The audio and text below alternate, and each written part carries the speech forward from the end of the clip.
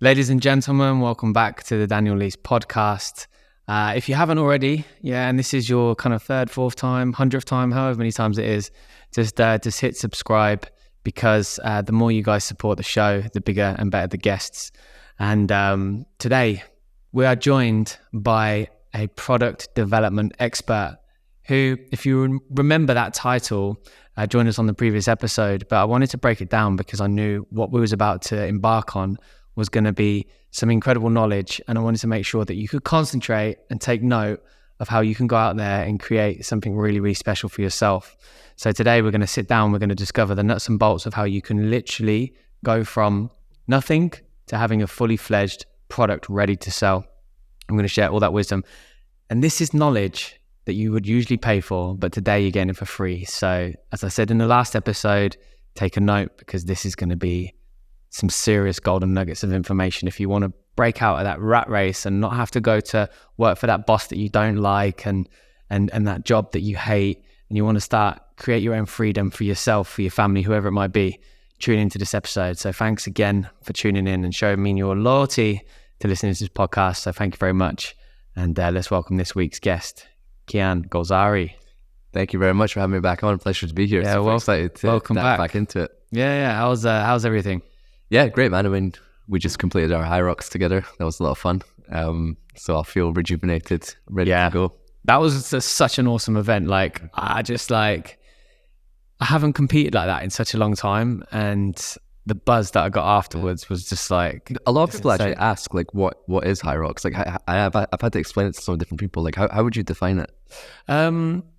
So I would define it as almost like a kind of like a CrossFit competition style event.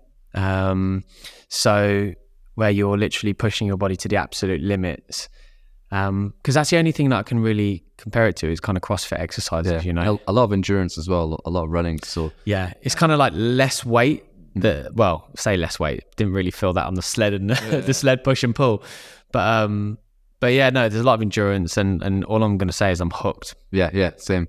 And it was essentially like 8K of running, but 8 workout stations as well. So it was 1K running, 1 kilometer ski, 1K running, 1 kilometer row, 1K running, 100 wall balls, 1K running, 150 kg sled push. And there was 8 different exercises like that. So it really pushes you to your absolute limits. But we completed it. And actually, it was funny because when we recorded the last podcast, right afterwards, I was like, hey, man, do you want to do this high rocks thing? You were like, yeah, cool. And I don't think you knew what it was, but like, yeah, I want to do it. And but do you know that sort of stuff though, Kian? Is like, I just...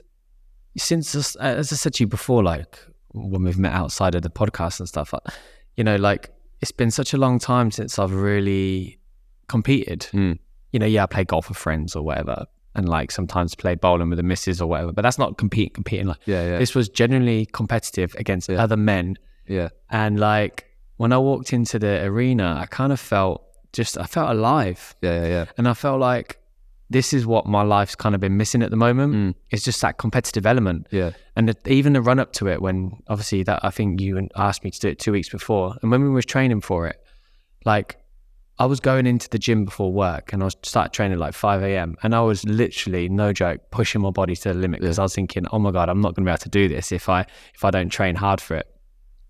And I'd walk in to the office and into meetings and I would be buzzing with the energy, like just buzzing. And it's almost like I'd tapped into that that unrecognized resource of energy where I was like, wow, like this is the kick that I need. Yeah. It's like training with a purpose, right? And it's like bringing out, and I think it's very, very important in life to do hard things, like do things that you think, I don't know if I can do that. And then really push yourself to the capabilities of seeing what is like possible. And then once you achieve that, you're like, wow, I thought that was really hard, but I was able to do that. What's that other hard thing that I didn't think I was able to do that now I can put my mind on it and achieve that? Yeah, 100%. I said exactly the same thing to somebody else when they're like, why'd you do this? I'm like, first of all, people say, why'd you train at 5 a.m.? But I'm like, if you can really push yourself to like and you know, these workouts are difficult as they like super difficult. It's not like it's like just flinging some weights around. It's like really pushing your body. And I'm like, if you can do that and get through it, it kind of almost gives you encouragement that you can crush the rest of the day. Yeah. And And that's why I love it. So thank you for that. Yeah. We both got into good shape as well. So if you want to check the pictures out, we both posted it on our Instagrams as well. Yeah. And Kian is single as well. So for those ladies, that was the main reason I posted that. For the ladies listening in, you can slide right into those DMs.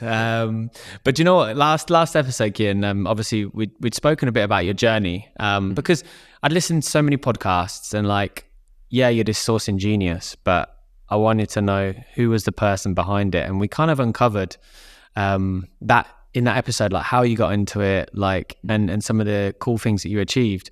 But I realized that we hadn't really discovered kind of like what sourcing with Kian is, and we didn't dig into those. But before we get into that, because that was my question, is a lot of people are asking me, the red glasses, is he like trying to be like Elton John, or is there some reason for it? Is it fashion? Like, tell me about the red glasses. It's a little bit of a combination of everything, to be honest, because like I like blue light blocking glasses because we spend a lot of time behind our phones, behind our laptops, behind screens. And these blue light blocking glasses are supposed to help you sleep at night. Like anything, we all know how important sleep is. So anything to help optimize sleep, perfect. So I got these glasses and I was like, and I started wearing them on Zoom calls and started to get some compliments. And I was like, you know what, these glasses are actually pretty cool. And then I started wearing it on a night out, and you would not believe how many compliments I got. Those are sick glasses. And then I couldn't say, I use them to help me sleep. So I was just like, oh, thank you. So then I was like, I'll try it out on the podcast. Your podcast was the first one that I've worn it. I was like, you know what? I'm going to make this a thing. I'm going to become the red glass guy. Yeah. They got a lot of people like, why is he wearing red glasses? And then I explained that they were blue light blocking. I mean, I obviously knew, but no, it's so true because it's like optimizing that sleep performance is so key. Like last night I was working probably till 10 o'clock and I just couldn't switch off. Like my brain was like, it just wasn't switching off. So these types of things are super key to optimal performance in the work and obviously sleeping. But tell us, what is it sourcing with Kian is? Like, what do you actually do? Yeah, good question. It's something that's always evolving, right? Because initially I started out I got asked to give like a presentation at an Amazon event, and then like that went down well, and then people like, can you do this podcast, can you do that webinar? And then people started reaching out to me and saying like, hey, how can you help me with sourcing and things like that? And to be honest, I don't really have the capacity to help people. So that's why I started the Facebook group, named the Facebook. I was like, I need to give this thing a name. I can't just give it my personal name. I was like, but what I talk about is sourcing. So like sourcing with Kian, that's got a nice ring to it. I'll just use that. And then thousands of people joined the group, and I was getting repeated asked the same question. So I was like, all right, I need to do the YouTube channel now. I kept the YouTube channel on brand, also called that Sourcing with Kian. And I got a website, sourcingwithkian.com. And then the people which want to work with me directly kind of see sourcingwithkian.com and see it as a brand, soon to be a podcast as well. And so that's essentially me. That's the brand identity, or that's the person behind helping you with your product development, supply chain, and all that sort of stuff. Yeah, because you started for the ones that are tuning into this for this first time, you started your product development kind of like career in 2010. When did the actual brand Sourcing with Kian come about then? Probably around 2018. That's probably the first time I started actually working with people outside of like my family business, if you know what I mean. Because, in that time, that's when I supplied the NBA, Olympics, United Nations, all that sort of stuff. But then once like individual e-commerce stores and brands started reaching out to me personally, not the family business, that's when I started Sourcing with Kian. Yeah, because in the previous episode, we obviously discussed a lot about how you'd worked with the likes of Neymar Jr., Steph Curry, Kobe Bryant. There was a really heartwarming moment as well where you talked about obviously supplying some stuff for Vanessa when he passed away. And those were kind of like your early day kind of like product development products. But when it comes to Sourcing with Kian, then when you decided to like launch this as a brand, like what were the brands that you started to get involved with like straight away? Like what were the kind of concepts you started working with? Well, it's interesting because I've got a lot of different brands in my ecosystem, because like everyone which is a part of the Facebook group could be an absolute beginner one to source for the first time, or it could be an established brand which has got $30 million in turnover, and they're like, hey, I need help. Because everyone's got different objectives, right? Some people are like, I need help getting a better price on my product, or I'm selling so many units, but I'm starting to get a lot of negative reviews and returns. I need help with my quality. So a lot of the brands were just general e-commerce brands doing very, very well on Amazon, but maybe they're brands that you've never heard of before because they're just sort of household items that you would purchase on Amazon. And then also started working directly with brands within like the crowdfunding industry, like people which are starting very, very innovative ideas. And then brands that I actually purchased myself, started reaching out to them. And also working with influencers directly as well, because like if you're an influencer, if you've got like a very, very engaged following, if you add a product to that, I mean, you can see the success of Logan Paul with Prime, Mr. Beast with his chocolate bars. So anyone who's got an audience has potential to sell a lot of products and creating their own brand rather than actually promoting other people's brands. So I started getting introduced to like other influencers, which are like, hey, I've got this audience and I've always wanted to do this product. Can you help me? And it's like, we don't necessarily need like a store or need to rely on Amazon now, because you can actually sell that product to your audience, which is very loyal. So I just started working with these types of people and just passion projects and even some charities as well. So nice. What were the kind of names that stuck in your mind, or the ones that you work with? In terms of the brands or the brands, influencers? Yeah, I would say for the influencers, one that I'm doing right now, he's a good friend of mine. He's, in my opinion, he's the best photographer in the world. His Instagram is Bad Boy, like BADBOI. And he's also got two charities, Save the Reef and Karmagawa. And he's all about sustainability, eco-friendly, all that. And we're working on a range of sunglasses at the moment right now, which are completely eco-friendly, as well as blue light blocking glasses as well. But he's got a massive audience. I think it's like 600 or 700K on Instagram. So I'm super excited. We're working on samples and designs at the moment. So I'm super excited to get that out and for when he starts promoting it. And then also just spreading a positive message of it being eco-friendly as well. Yeah. Another one, couple friends of mine in Glasgow, they had a brand for a neck pillow. It's called like TRTL. And I can't remember if we talked about it on the last show, but it was like a fleece scarf that wraps around your neck. Yeah, you did. Yeah. U-shaped travel pillow. That sold over 1 million units. Like that's just insane to me. Like, so I pinch myself. And again, like a lot of people haven't heard of those products or those brands, but they're doing like millions of units, right? Or it's creating an impact for the environment and stuff like that. So yeah, loads of different projects. I'm doing some work within, I just showed you a folding hanger as well. Yeah. Which we're going to launch on Kickstarter soon. So with a couple of friends of mine, also working in the sauna industry as well. Something cool coming up there as well, because you can see like the emergence of the ice baths, and now I'm working on something pretty cool within the sauna industry, which we're going to patent as well. Nice. And when it comes to your specialities, then, so obviously product development is a key one, but do you have any other specialities in that area? Well, it's interesting because we've kind of just named a travel pillow, sunglasses, a sauna, and a hanger, right? These are completely unrelated like products, right? And quite often like people ask me like, what type of product do you specialize in? And it's like, once you know the principles of how to find the best supplier, how to negotiate the best price, how to get the best quality, you then have to go through like an education process of really understanding how these products are made, how can I improve it, what certifications are required. And just by doing a deep dive analysis in that way, because a lot of people ask me like, how are you able to supply the NBA, the Olympics, retailers, United Nations, influencers, and all this different wide variety of brands. And it's just those common principles of I can get the best product at the best price from the best factory at the best quality. And then you can supply it anyone you want. So there's product development. It's such a wide, it's not limited to just textile products or just electronics or anything like that. It's such a wide narrative. But I try to stay in my lane and just, keep doing what I'm doing. I'm not interested in AI and crypto and all these different things as well, maybe as a hobby, but for me, I'm just going to stay in my lane and focus on product development and supply chain.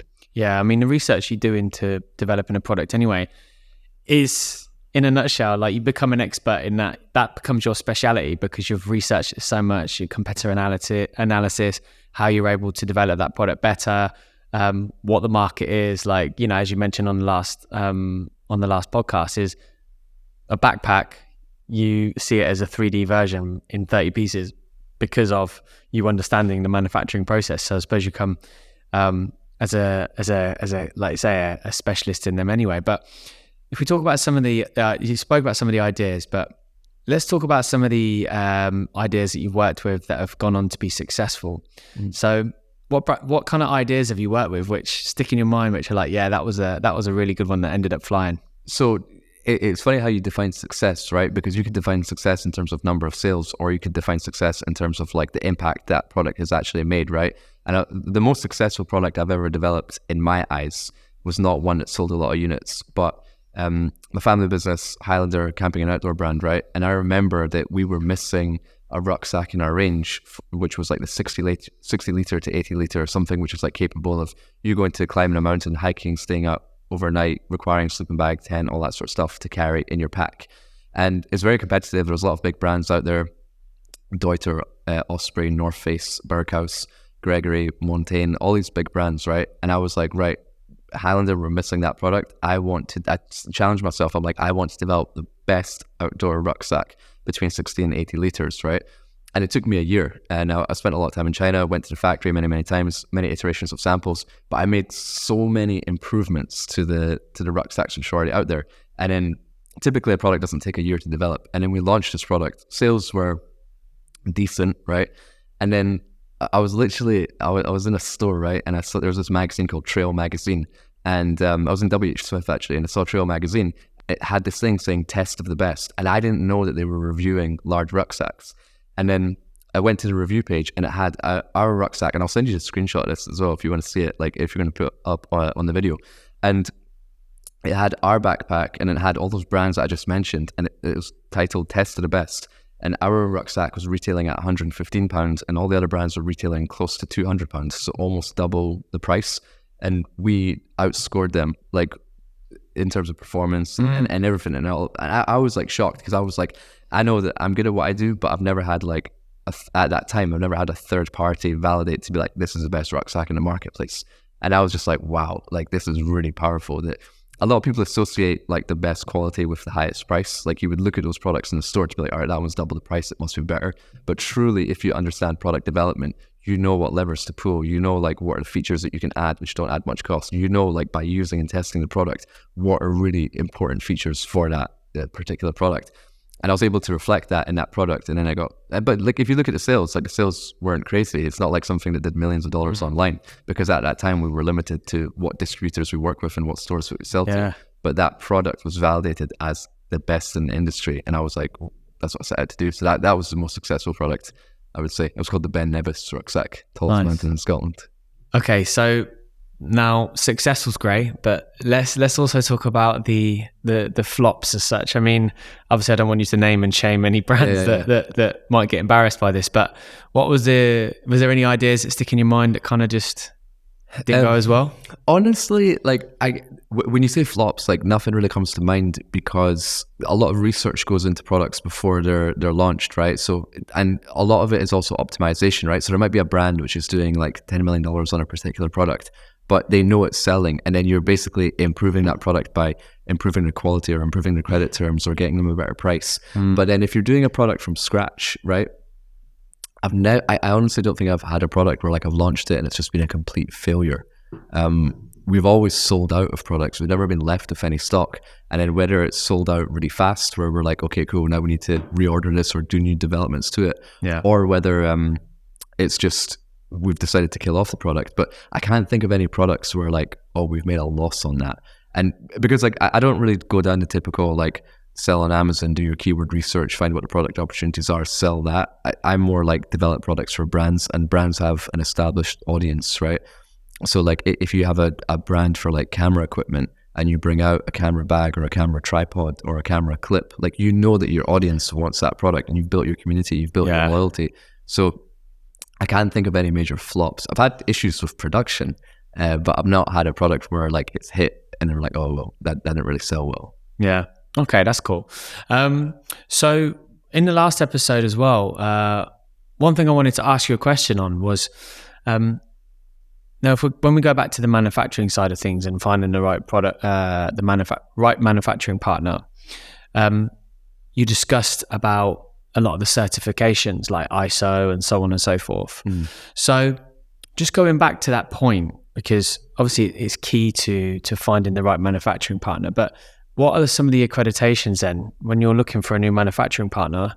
What are the accreditations you're looking for and why? And kind of what are the most important ones? Sure. So to break it down, right, you can get certifications on the factory and then you can get certifications on the product, right? So let's look at the factory first. You can get ISO 9001 quality standard, ISO 14001 which is an environmental standard. You can get BSCI, Business Social Compliance Initiative. You can get SEDEX. And you're not supposed to know what all these things are. But when you go on a company's profile, whether it be on their website or on Alibaba or any other listing, I want to see some sort of like third-party accreditation. It just means that a third party has gone into the factory and verified that they are who they say they are and they comply with a certain standard, right? Yeah. And then you can get certifications on the actual product, right? So there are what's called industry standards on your product, and there's legal requirements in terms of certifications. So if you're doing an electronic product, right? Well, let's just say like a power bank or this microphone, there is going to be a legal requirement that, hey, it doesn't, when you charge it, it doesn't blow up, or that it can charge for more than 12 hours without overheating and causing harm, right? But then if you're doing like a t-shirt, there's no legal standards to say that this t-shirt must be this material. But there are like industry standards to be like, all right, we can test this t-shirt for like the strength test of like how hard you pull it before it rips. We can test the t-shirt for like if it's got a water repellent coating on it, how waterproof is it, whatever that may be. So before importing any product, like if you're not sure, I would contact one of these third-party companies. It could be Intertech, it could be SGS. There's loads of different third-party testing companies you can contact. And I would say, hey, I'm importing these headphones, or I'm importing these ceramic cups from China to the UK or China to the US. What are my legal standards I need to comply with, and what are the industry standards which you recommend? And this is all free information, because if you do conduct the tests, then you're paying them to do that test. So they're kind of telling you what your breakdown would be. And they're like, hey, if you're importing these microphones, then you should comply with EN 4072.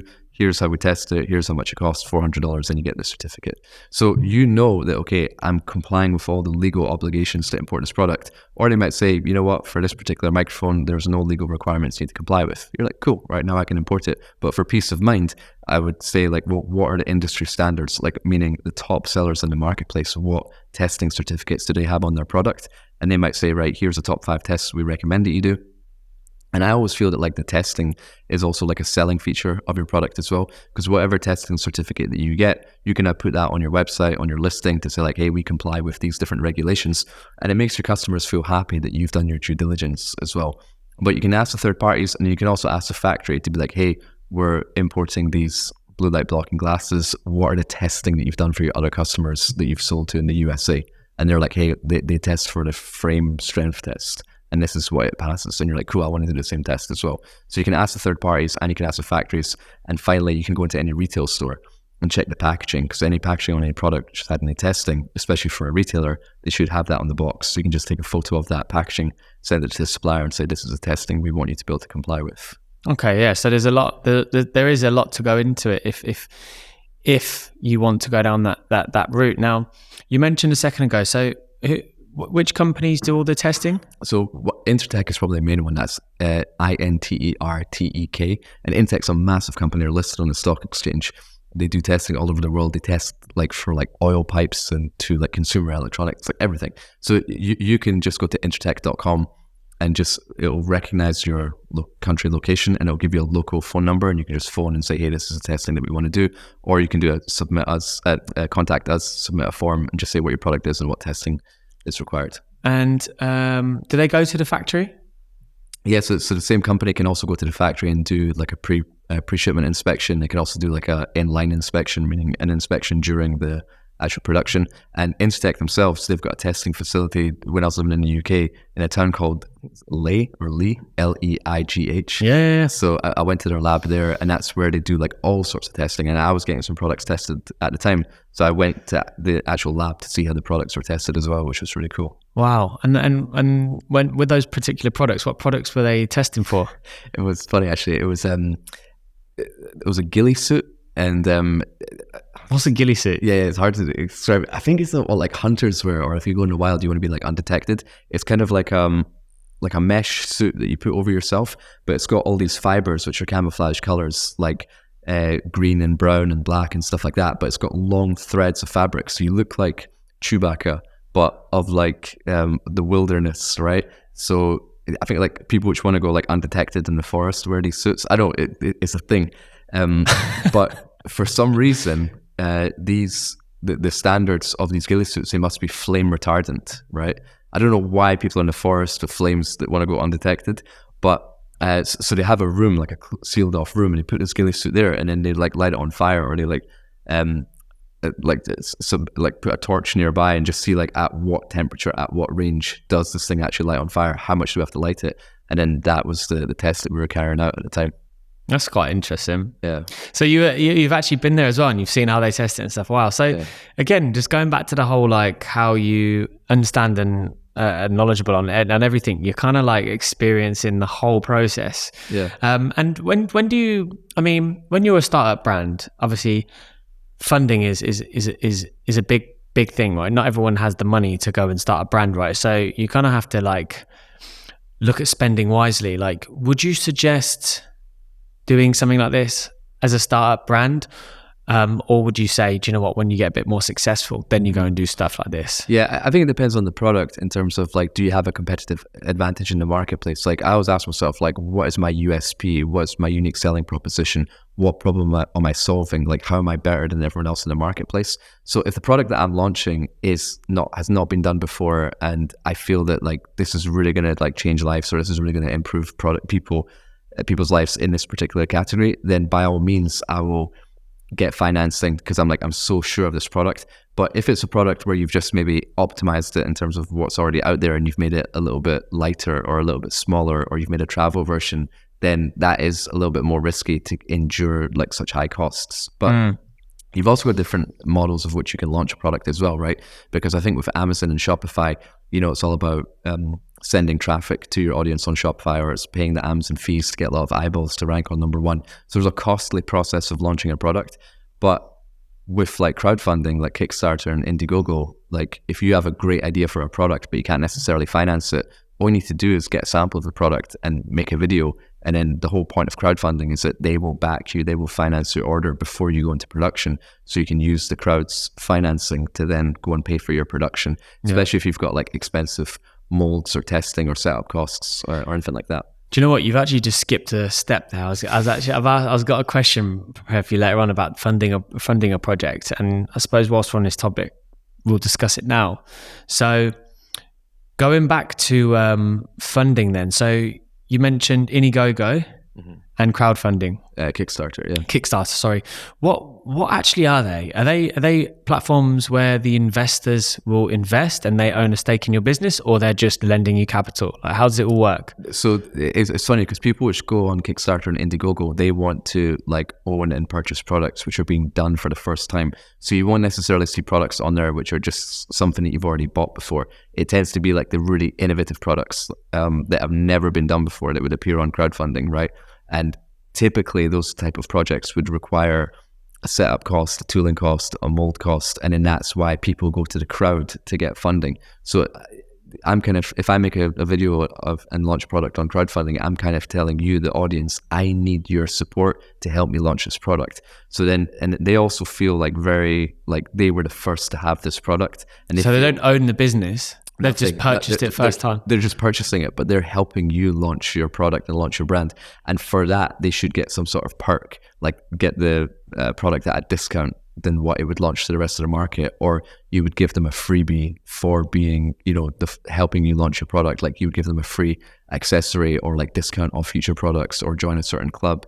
So it's creating a community and building a loyalty between the brand and the people which want to purchase your product as well. Wow. So yeah, it's quite fascinating, isn't it? Like, but do you have to disclose? Because obviously with that sort of thing if you've got no money to make the project, but you've got a sample, there's a whole development stage as well. So from time of purchase to when these people get these products, like how long would that be? It's so interesting actually, because sometimes it could be like 3 months, like typical time to like, produce a product. Sometimes it can take over a year. Because something that I've become involved with within the crowdfunding industry is that the sourcing and supply chain side was where a lot of the people like stumbled in terms of, right, I got this sample here, I want to sell this product for $100, and then you get the funding, and now you got funding, right, now to place the order. You go talk to the supplier, and the supplier says, no, actually the price is going to be X, or you need to pay $100,000 for this mold. And they're like, I didn't anticipate that. And then now you have to go and update all the backers which have purchased your product to say, oh, hey, by the way, like it's actually going to cost more now. A lot of people don't necessarily, they just get the sample, but don't really do the due diligence on the product cost, the setup cost, the import duty, the logistic costs, the cost of delivering it to your final customer, all that sort of stuff. And then let's just say, for example, shipping prices go up, or there's a Trump tariff that gets put on your product, then your margins are massively like eroded as well. So that's where like sourcing and supply chain comes in to the crowdfunding industry. And I've got a lot more involved in the crowdfunding industry as well, because I feel that it's product development at its core, and that's where it brings out the best in me to solve problems through products. And I created a community called SourceBoom, so sourceboom.com, and that's where you can sort of get help with your production process for the crowdfunding industry. Wow, so that's your own kind of like side project you worked on. Yeah, and it's a very similar thing, right? That people go on, purchase products that are under development that they can go on and purchase, and then they'll get those products in, say, 6 months' time. Yeah, exactly. Because I partnered with a company called LaunchBoom, which they just help people launch their products on crowdfunding on Kickstarter or Indiegogo. And product development and supply chain was like the biggest issue that they had. So together we created something called SourceBoom, where it's going to step-by-step program that kind of walks you through the entire process with like weekly coaching calls. We've got 4 milestones, and I go over like your spec sheet, your purchase order, we go over your sample together, and then we do like your costings analysis, so you can launch with full confidence that like, I know exactly how much my product's costing me. I've got a sample that I'm happy with. I've selected the best manufacturer for the product. So it kind of gives the people a lot of confidence to then go and market this product and raise, because these crowdfunding campaigns, they can go viral. Like they can, like people go to Kickstarter to actively seek out new products, but then these videos are also posted on YouTube, TikToks are made about them, and some campaigns raise tens of millions of dollars just on a single product, which is crazy. I was going to say, what's the most you've ever seen? There's a brand called Peak Design, which they started off with like making camera clips. They were camera enthusiasts, and then they started doing, and I think they raised like 200-300K on camera clips, and then they started getting into camera bags, and then they raised like a few million. And then their latest project that I saw was they did a carbon fiber tripod, and they raised $13 million on a tripod. But that all goes back to community, right? And that's just people buying their products before they've even made it. Yeah. So they got $13 million in the bank account before they even placed their purchase order to their factory. Oh my gosh. But see, going back to community, right? They're like, right, we're camera guys. And they're like, right, what's a problem that cameras don't have? And it was a clip, like attaching a clip to the camera to like your jacket or the shoulder strap of your bag, right? And then the camera community were like, we love these clips. And then they're like, you know what? There's not a good camera bag out there. So they made a camera bag, and they were like, we love these bags. And in that community, sharing the videos to get a good reputation within the camera industry. And they're like, right, tripods we can make better. So everyone's like, even though you guys have never made a tripod before, we want to buy your one because we love your clips, we love your bags. And you've built a massive community, and that was all built through crowdfunding, right? And now those products are selling like crazy on Amazon and stuff like that because people are seeking that brand. But they started by solving a problem through a product, building a community around it, and then launching more products to that community. Wow. So there you go, guys. There's one golden nugget for you there for sure. When I'm listening to that now, and I'm like, wow, this is going to be an epic clip for sure. Because that's one of the biggest problems with starting businesses is cash.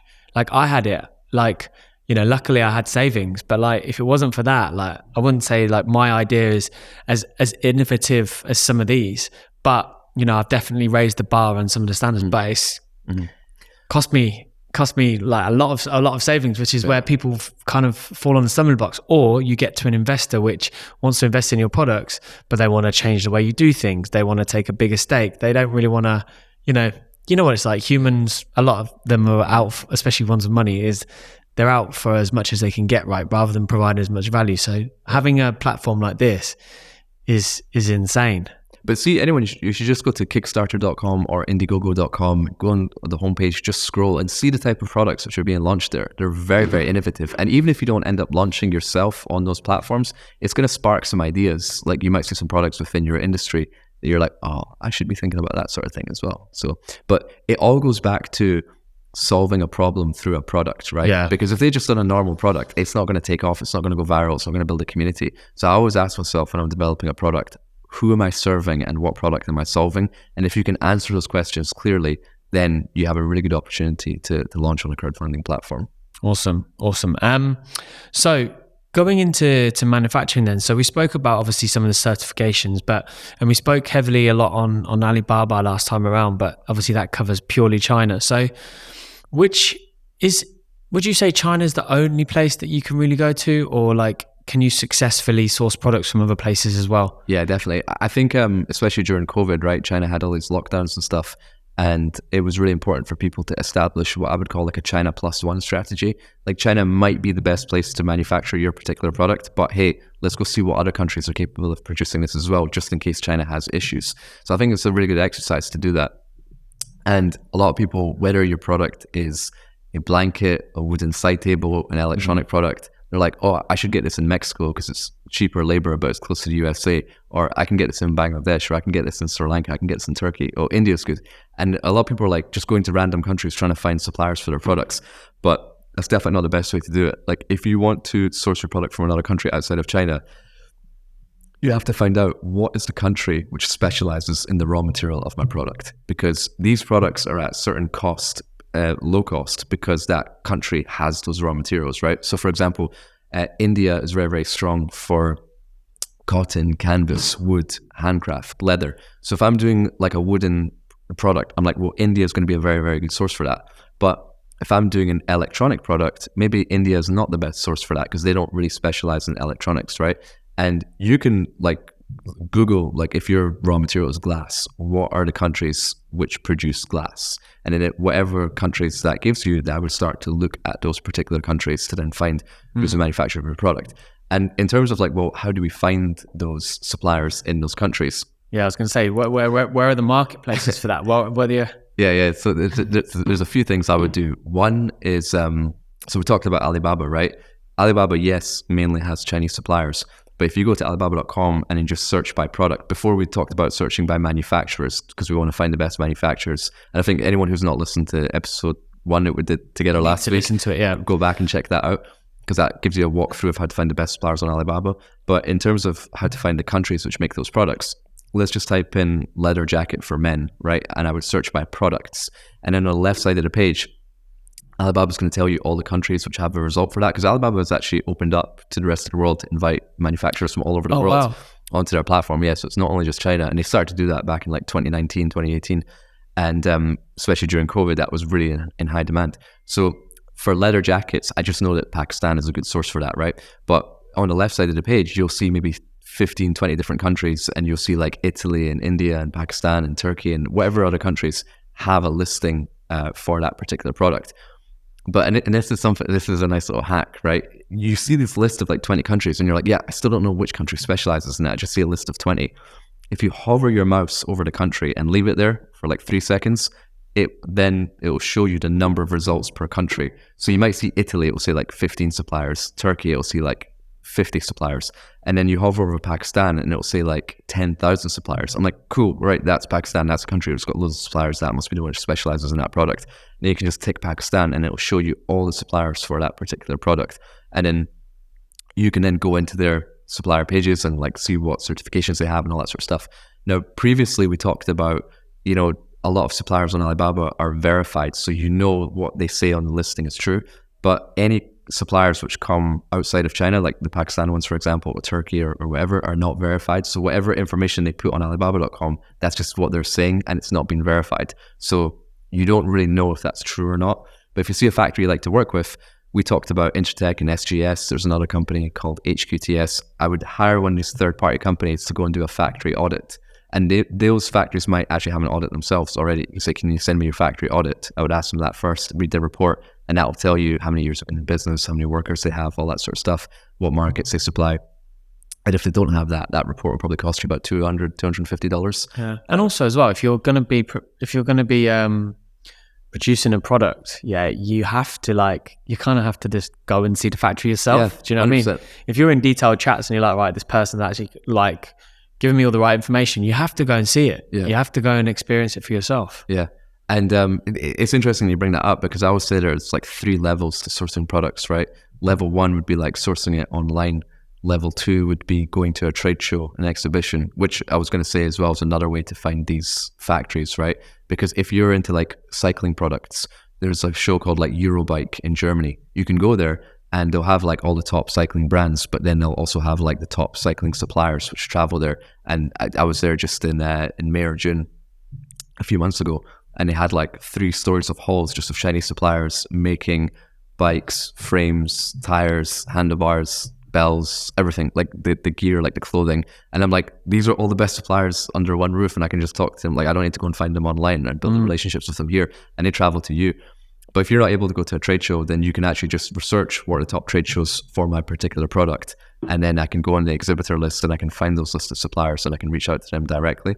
So to find suppliers outside of China, you can go to Alibaba.com, search by products, look at the countries on the side. You can also find the trade shows. There's also a fantastic website called importyeti.com. And that is any shipment which comes into the US and only the US. The bill of lading document basically says what's in that cargo and who owns it and what are the products and what's the import duty code. For some reason, that bill of lading document is public information. So Import Yeti scrapes all of that information and puts it on a database, and it's free. So you can type in the North Face, and then it will bring up all of North Face's shipping documents, so you can see their products, who their supplier is. And then when you click on them, it shows you like what countries they came from, right? So you see the North Face's suppliers are in Indonesia, Guatemala, Spain, China. But that's only going into the US. Only products which are shipped into the US. So if I'm shipping products into the UAE, people aren't going to be able to see that. But if you are shipping into the US and you're like, I don't want my information to show up on public records, you can Google something called Electronic Vessel Manifest Confidentiality, and that takes you to US Customs website. You fill out a form, and that basically says, I don't want my brand name to show up on any import records. But so yeah, Electronic Vessel Manifest Confidentiality. But that is essentially, right, we've got Alibaba search, we've got exhibitions and trade shows, and then we've got Import Yeti. And that's like 3 different ways you can find countries outside of China. And then going back, you also, I mentioned about the 3 levels of sourcing. Number 1 was like online. Number 2 was trade shows, whether that be the exhibitions in Europe or going to a Canton fair or something like that. And then level 3 would be going to the factory directly, like you mentioned. That's where like the real magic happens. That's where you get the best results. Yeah, that's incredible. Like even just like that import stuff you just said there, I'm like, Kian, like honestly, is there anything you don't know? Like tell me, is there anything you don't know? Man, it was so funny because I was on a call last night with this crowdfunding community like SourceFilm, and I was just getting asked all these different questions for 20 different products and different innovations and molds and stuff like that. And someone left a comment on Zoom and I screenshotted it, and he's like, Kian is sourcing ChatGPT. Literally like that. I mean, I can't wait to listen back to this one as well, because it's like there's just so much to talk about. Like there's so many like action points there that it's like I'm mind blown. But I suppose, I mean, I was going to ask like, why is Alibaba so popular? But is there actually, I mean, apart from going to the expos and the fairs and stuff like that, like, is there any other marketplaces other than Alibaba that people can check out? Yeah, for sure. There's one called Global Sources, which is quite good as well. I think Alibaba just became like popular because mainly like marketing, right? And they've also got like so many suppliers on their platform. But a lot of people have had like negative experiences on Alibaba.com as well, and I fully understand that. Actually, the most popular YouTube video I ever created was one that was like 7 scams to avoid on Alibaba, because there are scams there, and if people don't know how to use it properly, you can really get burned. So the purpose of Alibaba is a fantastic resource if you know how to use it properly. But if you're using it for the first time, and let's say you've not listened to this podcast, right, you might just go on Alibaba, type in podcast microphone, you hit search, you find one which is like $10, $15 and $30, right? Cheapest one, $10, I'll buy that one. And you know, there's any research on the factory or the product or anything like that. You order it, you sell it on Amazon, you get a lot of negative reviews and complaints, and then you're like, oh, Alibaba scammed me because these are faulty. It's like, no, you just didn't do your due diligence on the factory, and you bought from a really bad factory, and you didn't even look at the quality, or you didn't test the sample yourself, and you didn't specify what you wanted. You just went for the cheapest price. So but what are the scams though? Like, what are the scams that have happened before though? Because I mean, you not sourcing the right quality, it's a you problem. Yeah. But actually, like, what are the scams that have happened before? So what we talked about in the last episode in terms of how to find the best suppliers, it's just that reverse engineered. So for example, we talked about, right, we want to find suppliers which have been in business for minimum 5 years. A scam might be that you find a supplier which has only just listed themselves as a supplier in Alibaba, but they're not actually a supplier. They're just posing as a factory, their factory isn't verified. They've only been established they're just a middleman living in a basement. They're going to take your money, your order, place it to a factory, and just going to put a much higher price on it. But because like if I'm a fake supplier, a scammy supplier, I can say like whatever entity, Shanghai, and then I should pose myself as a factory. And then let's say, right, okay, you want to order 2,000 of these microphones. I'd say, yeah, they're $20. It's $20,000 order. And then I say, right, 30% deposit, and then you wire me $6,500, and I just keep the money, and then I close down my Alibaba account. Like I just scammed you for $6,500. So things like that. And to prevent that happening, well, go to the factories which are established for more than 5 years. That information is verified. You can see what customers they supply. You can see what trade shows that you've been to. You can talk to a real person. You can get on Zoom calls, WeChat calls with the supplier. So just by getting attracted by a cheap price, that's where you can get potential issues and scams. And the other ones are like, an employee at the company might say, hey, by the way, we've changed our banking details, paid a deposit into this bank account. That might be a personal bank account. They take the money, they quit their job, and then they're like, they just got a sizable chunk, and then they can just sort of use that. So I would definitely check out that video. It's on the Sourcing with Kian YouTube channel, and it's like the most played video, which is quite cool. But I feel bad because Alibaba is not full of scams. It's just people which don't know how to use it properly. But if you follow the steps that we talked about in the last episode, then you'll just see how to use it properly, and you will align with the best suppliers. Yeah, exactly. I mean, the thing is like we spoke about it before on the previous episode, is like, there's a difference between product development and then the guys that just want to get rich quick. Like, you've got so many people, like there's this one guy on Instagram, I can't remember his name, but he's got a mustache. Do you know the one it is? No. I'm curious what this mustache looks like. He's like a Turkish dude that's moved to the US, yeah? And he was the reason why I first understood what Amazon FBA was, because he kept posting like, hey, source this product on Alibaba for $5 and sell it for $50. But then he was selling a course that basically told people how to source, right? So he's making it sound so simple. People are taking that content, going and sourcing it, and then going, oh my God, like I've literally just got my fingers burnt, because you can, like you say, you can find anything on there. That content is really harmful because it makes you feel that anyone can do it. Like I can find a product on Alibaba, I could sell it on Amazon, someone will look after the fulfillment and third-party logistics for me, and I just pocket the difference. But in fact, there's so many different, it's not the price that you see on Alibaba.com. You also have to add import duty codes, logistics, storage costs, and then as soon as you want to add any improvements to the cost of the product, then that elevates the cost as well. And then selling on Amazon, you have all your fees that go to Amazon, like your PPC costs. Amazon takes 15% of the sales price, paying for reviews and all that sort of stuff. So it's just like, you can't make it that simple, but that's what hooks people in, right? But you can still be very, very successful selling on Amazon, but you have to run your Amazon business like a real business, not just buy from here, sell on here, live in Bali, work 4 hours a week, and then pocket the difference. Yeah, exactly. But that's what they're selling, and that's just not true. Yeah, no, 100%. Because it's that's probably one thing that I got stung with the most is shipping costs. I didn't realize how expensive it was to ship, and then import. There's crazy amount of like hoops you have to go through. Like, you don't have to pay VAT, but then you've got to pay import, and then because if you're not selling into that country, I like this honestly. Incredible amounts that that I've learned on that journey. And like you say, it's we're not talking about like a couple of dirhams or dollars onto your product. We're talking like a hefty amount of that profit is getting eaten. So you're going to end up ordering these products and then realize, and also as well, one thing I realized is some, especially consumer products, food, gummies, stuff like that, skincare, you have to have testing. So European testing, which then the UAE local laws will then, or wherever you're going, you'll then have to upload that certificate in that country if it wants to be imported there and get particular type of approval. So, and that testing is different in California versus UAE versus Europe versus UK as well. So you have to know which countries you're importing to and which testing you need to comply with. But I'll give you a very quick example. Like as we talked about in the last podcast, my favorite product to develop is a backpack. Did you know if you import a backpack from China to the UK, the import duty is 2.7%, right? But if you go from China to the US, the import duty was 17%. Then Trump tariff 25%, put it up to 42%, right? So the exact same product, if I want to bring that into UK, 2.7%. If I want to bring it into the US, 42%. So there's a 40% difference. Let's just say, for example, this backpack is $100 that I'm buying it, right?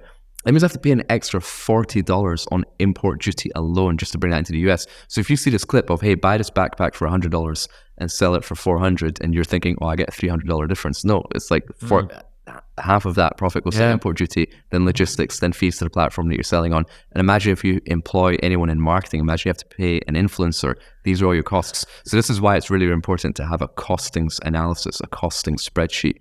And I've got a basic template, which basically has like the price of the product, calculate the shipping costs, calculate the freight, calculate any sort of mold and setup costs I pay for that product. And it'll give me to the cent the landed cost to import that product from China to my warehouse, whether it be in the UK or the US. And then I know with confidence, right, I've landed it at this price, and I'm selling it at this price. I know exactly what my profit margin is.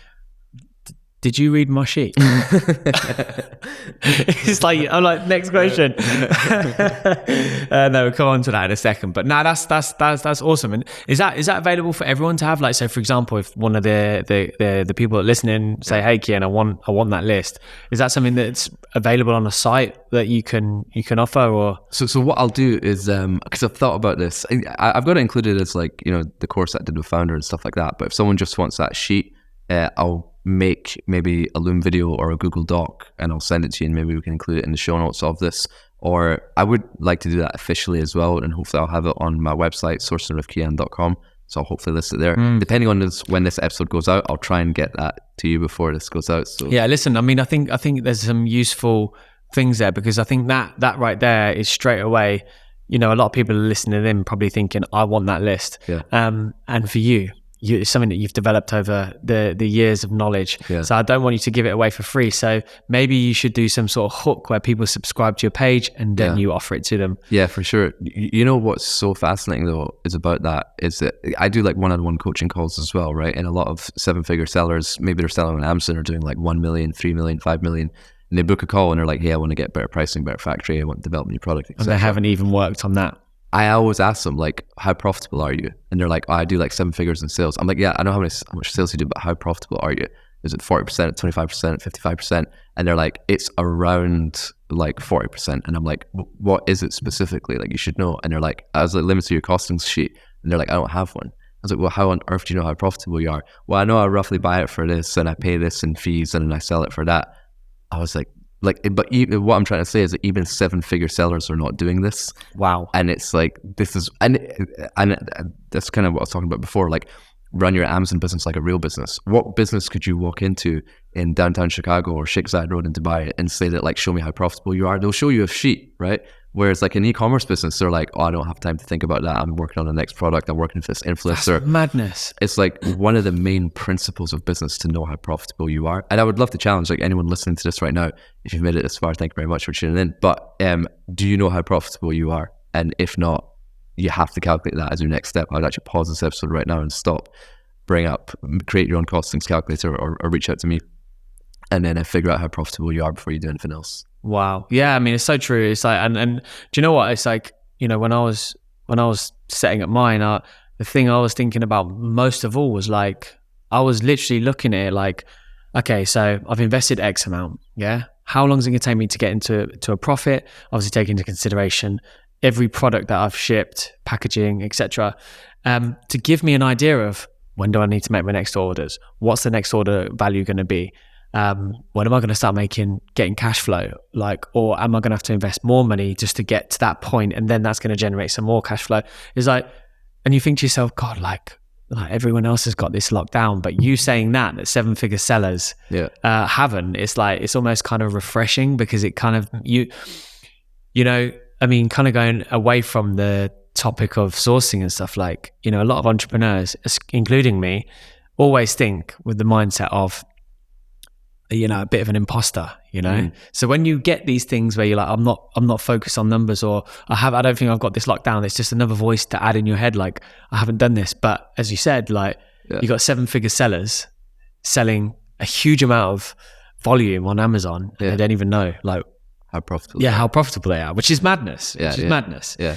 Because that's literally the difference between being a millionaire and not being a millionaire. Yeah. And if you have aspirations to sell your brand and sell your business, you have to do this anyway, because like before anyone who is interested in acquiring you would want to have a look at your books. And if you haven't even got that figured out, then like you don't really have anything to sell. Yeah. Or you might just get a raw deal because you don't know how profitable or how good you actually were. Yeah. I mean, it's, 100%. And as I said, it's like these hidden costs, and moving on perfectly to my next question is, with the hidden costs of imports and duties and taxes and stuff like that, it does seem that like the rest of the world has a bit of beef with China for some reason. Yeah. Because when I was shipping some products over to Spain, you have to pay crazy amount of tax. And they're like, yeah, well, you should have just done your packaging here. And I'm like, well, your packaging's not as good as what I've got in China. And they're like, yeah, but because of this, it just works out more expensive. And it's so true. And I think other countries are trying to protect themselves because they don't want, because it affects their economy, right? Yeah, big time. That's why they set tariffs and import duty rates on certain products, right? So for example, if the US manufactures clothing, let's say they have factories for like making t-shirts and garments and hoodies and stuff like that, they would then put a high import duty on you importing that from China, because if they make it high, then it makes it more expensive to import it from China, and they're protecting their domestic industry. But let's say, for example, it's a product like electronics that like US, like we don't have factories for electronics. So then it might be a low import duty because then they don't have a local industry that they need to protect. And every product will be different, whether it's something to do with skincare, whether you're selling like rubber tires for cars, they all have different import duty codes. And all countries are different as well. Like when we were doing the products for Neymar, we were importing into Brazil, and we calculated that like shipping from China to Brazil, there was an 80% import duty on the products, because Brazil has a lot of local domestic industry that they wanted to protect, and they didn't want these particular products coming from China. So there was a workaround. There's loads of different things that you can figure out. Like you can ship unfinished products. So like you can ship, like let's say we were doing the pillow, right? We could actually just ship the pillow and the label separately to say it's unfinished, and then send it to a local factory in Brazil, and they just sew the label on, and then we can say it's finished in Brazil. Or what we actually ended up doing was shipping it to the US at a much lesser import duty rate, and then just fulfilling 1-by-1 units from US into Brazil. That was cheaper than shipping it directly into Brazil. So there's loads of things like that you can figure out, but countries set different import duty codes and tariff codes based on, is there industry in their own country that they want to protect versus importing from China. But you also touched on a really important point in terms of there can be negative connotations of sourcing from China. And I think we always have to separate the political conversations which are going on between countries and world leaders versus like actual people. Actual quality, yeah. Yeah, because like, as we talked about on the last podcast, like a lot of my best friends are the suppliers that I work with and things like that. And they're just genuinely nice people which want to do business, who want to like have customers and buyers like all over the world. And we really, really get along, and we don't talk politics. Like we just get along. And that's the thing. That's the fucked up thing about politics, is it's like these fucking idiots at the top are just rich boys fucking with each other, when really the people that suffer is like people like me, you, your friends, like, because we're just here, we get up every day, do what we need to do to like provide a living for ourselves, families, whoever it might be. And then you got the politics at the top, which are just screwing it for everyone. Yeah. We literally just want to get on and live our lives. Do you know what I mean? Exactly. But there's like, the Chinese are really smart to this as well, and they're working around it. Like a lot of Chinese factories have set up factories in Myanmar and Bangladesh and places like that, where they're like, okay, now we can import from those countries and it's a lot cheaper. I was even talking to a factory in Vietnam on a new backpack which I'm developing, and they've set up a factory in the Philippines, and they send their production team over, their managers over, they train the local workers, but then you're benefiting from that low labor cost as well as their production skills and their production line management. So they are working around that, but that goes back to having a very good relationship with your supplier, that now you can have these conversations of where are you guys setting up, other factories in other parts of the world. So I'm going to ask you a question, because you keep telling about backpacks, and a couple of years ago, for some reason, I'd always wanted some branded goods, and I was always obsessed with Gucci. So I went and bought a Gucci backpack. And it's good quality, don't get me wrong. It's been on some travels with me, but I paid a lot of money for it. Like, how much was it? 3,000 euros. Fuck, Yeah. And like, how much would your average backpack cost to make? Because honestly, like I've studied backpacks so much. I've been to the top 20 backpack factories like in the world. And, like the fact you laughed at me so hard, just knows. Like honestly, like I could tell you like how meticulous I am with backpacks, that like when someone is walking past me on the street, when I just look at their shoulder straps, because that's all you can see, I can tell from the shoulder straps which brand is, because I've just, and then across like all different brands, like I've studied them, right? And then I always like, right, in my head, I'm like, right, I know what that brand is. And I turn around and look, and then it's like, yeah, I was right. Like that was that brand. And everyone is always asking me like, so you can tell the brand or you can tell the manufacturer? The brand, and sometimes the manufacturer as well, because I've been to a lot of these factories where like they've actually manufactured these products as well. So sometimes I see just some shoulder straps walking towards me, and I know the brand of that product as well as the factory that it was made, as well as the cost of it, right? And then I always turn around to see like, all right, was that right?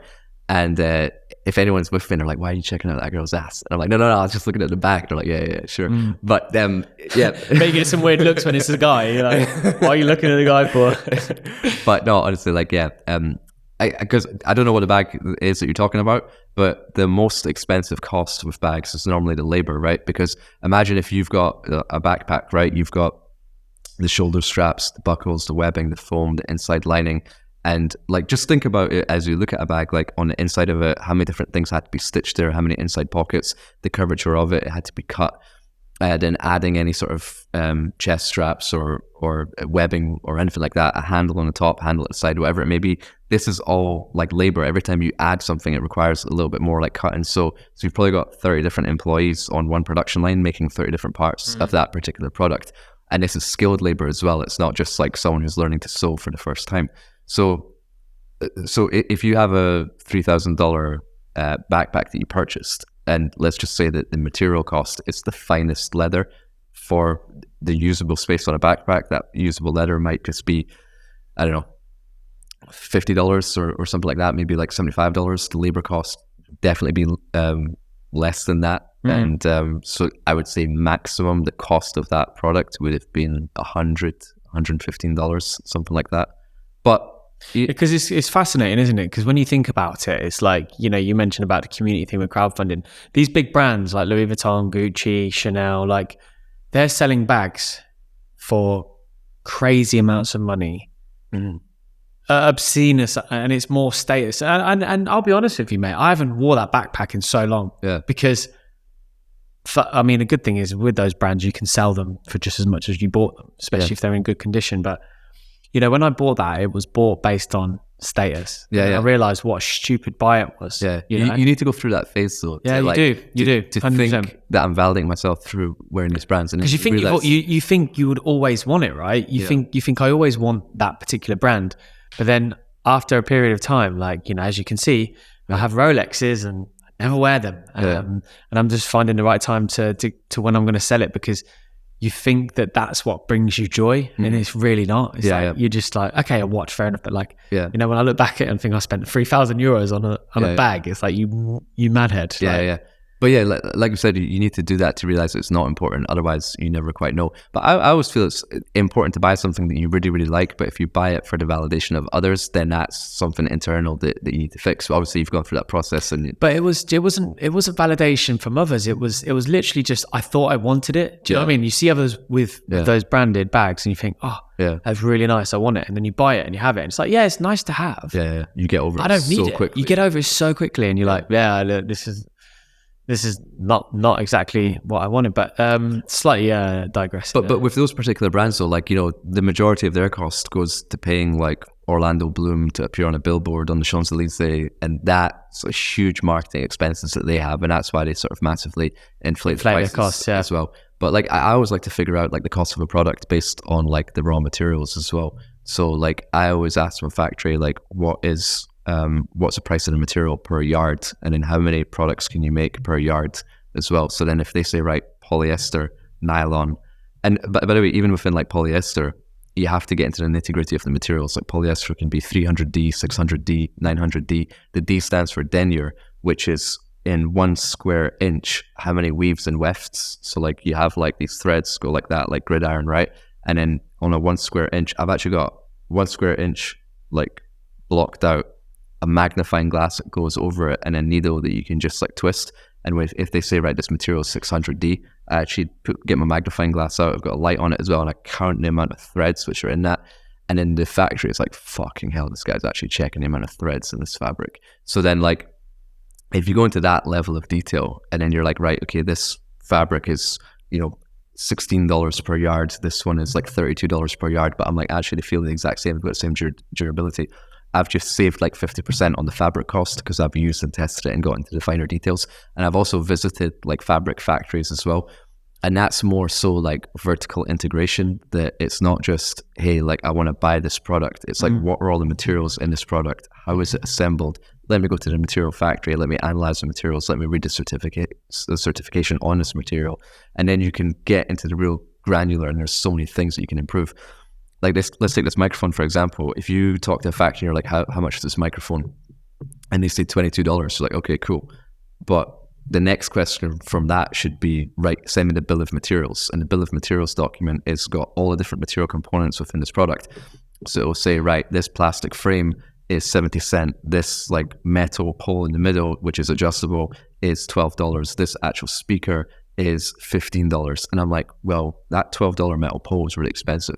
What is it? Aluminium, right? How much would it be if it was steel? $6. Okay, cool. Steel and aluminium doesn't make a blind bit of difference. Let's just shave $6 off the cost by changing it steel to aluminium. But if you never asked for the bill of materials, you didn't know the components, you didn't know the price per component, then you don't know what levers you have to pull in terms of what adjusts the cost. And that's not only the cost, it's the quality as well. Let's flip it the other way around. If this was steel and I'm like, I want to make this the premium, the most lightest, the most durable microphone in the world, like what material do I need to use? They might say titanium. I'm like, okay, cool. And now I can figure that out because I've got those bill of materials of what I can improve. When it comes to shipping then, so do you have any kind of like golden nuggets of information for shipping and how people can really try and save the most cost from a shipping perspective? For sure. So like, we talked about, building a relationship with your manufacturer. Equally, it's also important to build a relationship with your freight forwarder. So when you want to ship a product, sometimes your supplier will say, oh, we can ship that for you. We'll do it DDP. And like the three main shipping terms is Ex Works, FOB, and DDP. Ex Works meaning you pay for everything, you pick up the goods from the factory. The factory just makes the goods, they're in the factory, you go pick it up, and then you ship it yourself. That's Ex Works, that's from the factory to your door. Then FOB, freight on board, is when you hire a freight forwarder. And I'll give you some recommendations as well of who I work with. But you then hire a freight forwarder to be like, right, I want to ship this product from this factory, let's just say in Shanghai, to my warehouse in LA. And then the supplier will drop the goods off at the port in Shanghai to your freight forwarder's warehouse. That's when the goods are handed over. Your freight forwarder now ships it from Shanghai port to your destination, and that's what you're paying for. And then DDP is the opposite of Ex Works, is that when you get a price for the product, but price of the product to be manufactured and then shipped all the way to your door in LA, right? So those are kind of three main shipping terms. And FOB, like, is probably the most common. Like, you would just hire a freight forwarder, they handle your shipments for you. That's kind of the best way to do it. But I like to work with my freight forwarder to sort of advise me, right, what are the best shipping routes, what are the best like shipping times, and then any questions that I have with the import duty code. Like, I do my own research, but I also ask my freight forwarder as well, what are you guys seeing? Is there any changes that we can make to the listing of the product to import it at a different import duty code to then reduce the cost? So I would always say that get a price for both, get a price of Ex Works, and then if it's a small product, that's when you would maybe do DDP. Like, let's just say, for example, we're doing an iPhone case and we've ordered 1,000 of them. We can probably fit 1,000 iPhone cases in 4 boxes, 250 units in a box. Let's get 4 of them. So I don't need to hire a freight forwarder to put it on a ship. I might be able to just send that by air, and that would be just as cost effective, and it's much faster as well. But if we're doing like 10,000 of these microphones, like, it's going to take up a container. We need to get a quote to ship it, and then you can do it that way. Nice. And who would you say would you recommend them for freight forwarding? I use a company called Forceget, and I would always recommend, don't just go by my recommendation. Like, the same way that we'd get multiple suppliers to price up our product, I would also get multiple forwarders to price up your shipping so that you know you're getting the best price. If a supplier says, hey, we can ship that for you, cool, give me a quote. And then I would reach out to maybe a couple of freight forwarders based on recommendations. I wouldn't just type in freight forwarder, because there's always, like, we talked about Alibaba scams. There's also like shipping scams and stuff like that. Yeah. It's the ones in the Facebook groups are like, hey, we can ship this for you. They're just agents. They're just adding on like profits, right? But my friend Barak, I actually interviewed him on my YouTube channel as well. It was a 40-minute episode about all the hacks to do with shipping. And you can reach out to them, just sales@forceget.com is his email. And they always offer very, very competitive prices for shipping. And I get that priced up by other forwarders as well. I don't always just take their word for it. So I can always we'll stick a link for them in the description as well. Yeah, and then the good thing about them is that they also offer like warehousing and fulfillment as well at very, very competitive rates, and they also have like online tracking, right? So like when you order something globally, yeah. So like they can ship from like all over the world to different parts of the world. Fulfillment as well. Yeah, fulfillment as well. And then and I've priced all this up, and they're very, very competitive. And then if I find something cheaper, I just show them a screenshot, and then they would like match the price. But the cool thing is that they've got like online tracking, and so like if your container traditionally, right, if I was ever shipping anything, I would email my freight forwarder to be like, hey, when did these goods ship? When do I expect to receive it? And they're like, yep, it's on water right now. It will arrive, at your warehouse in Scotland on the 14th of February. I'm like, cool. 14th of February rolls around. Hey, my goods aren't here yet. They're like, oh, sorry, we had a delay at Felixstowe Port, or we had a delay in Amsterdam or Rotterdam. It's going to be there on like the 21st. I've got no visibility whatsoever, but every container and every vessel has a tracking number. So when you log into your portal on ForceGet's website, you can see your container in real time where it is in the world. And then whenever it stops somewhere, or it passes a different zone, or lands in the country, or like going through customs, you get an update and email every single time to be like, it's the same way when you order something and it's getting tracked with like DHL or UPS or whatever, you know where it is, when it's left, what time it arrives. You get all that tracking visibility as well. It means you don't have to speak to someone. You can just log in and see everything. But I interviewed Barack on my YouTube channel, and I said, like, for us to do this episode, you need to offer something special to the listeners. And then he was like, right, anyone that uses our shipping services, we'll give you $300 off your first shipment. We'll give you free insurance on your cargo, and we'll give you a discount on warehousing as well. So definitely reference this episode when you reach out to ForceGet. If you do, and you'll get a discount. Awesome.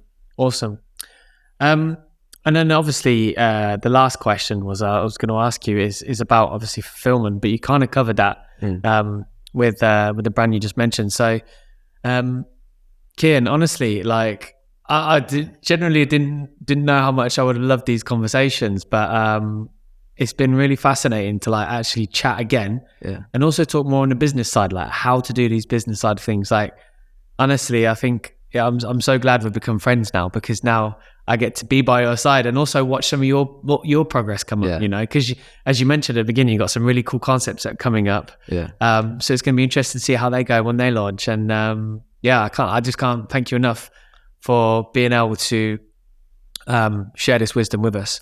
But great questions as well, man, because like, a lot of people just kind of ask about like, the flashy stuff, but we actually got into the nitty gritty in terms of like, I felt this was a really great session, because it was like, we really got into detail about, like all the unsexy stuff as well, like importing, like scams, like the stuff that people don't like, people, it's like, it's so funny because people don't care about it until they care about it, right? So they're like, oh yeah, it's never going to happen to me. And then it happens to them. And then they're like, okay, I've been stung. Now it's important for me.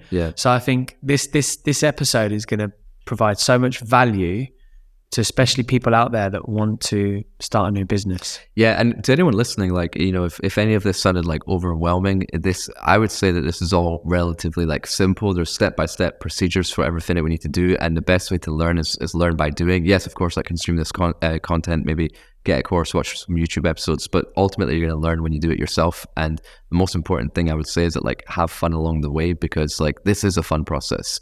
And you're going to create something of meaning, create something of purpose, change people's lives, get financial freedom for yourself. So just treat this as something that you're going to have a lot of fun with. It's going to change your life. It's also going to change other people's lives as well. And if you've made it this far in the episode, feel free to reach out to us anytime as well if you need any help. We'll put the links in the description. But again, guys, thank you so much. And I know there'll be people that will listen to this till the end. And this is going to be online forever. So it's at your disposal whenever you need it. So make sure if you've got any friends that are launching a business that need to hear this podcast, share it with them. Also go over to Kian's YouTube page, Sourcing with Kian. Kian. I'm going to put that in the notes as well. You can follow him on Instagram. And you might see some topless photos of me as well. So, but no, thank you so much. Thank you, Kian. And we'll see you again in the next episode.